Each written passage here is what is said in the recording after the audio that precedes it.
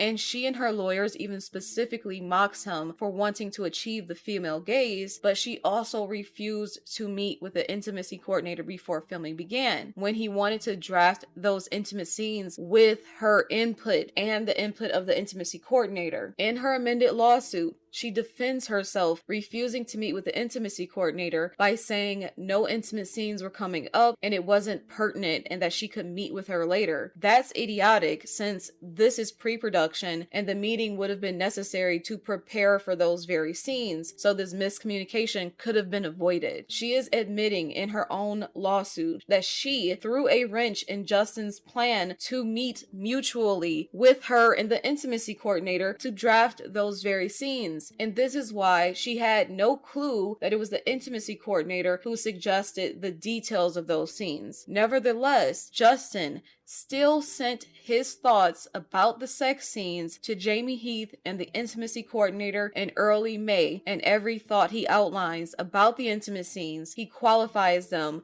by stating they are contingent upon Blake's consent and comfort. So Blake pretending that these scenes were anything other than suggestions, or that he forced these scenes upon her so that she could include them in her sexual harassment lawsuit, is more abject bullshit from her, because not only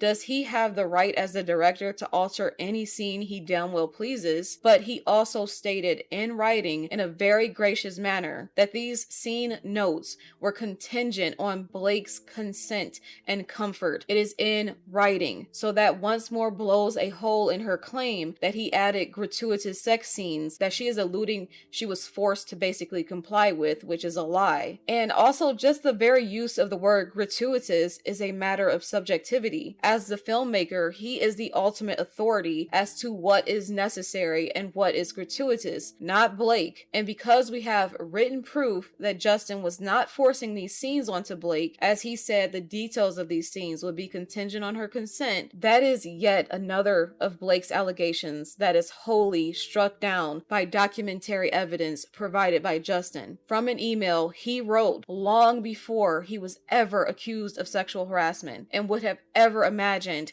he needed to prove his innocence against such claims.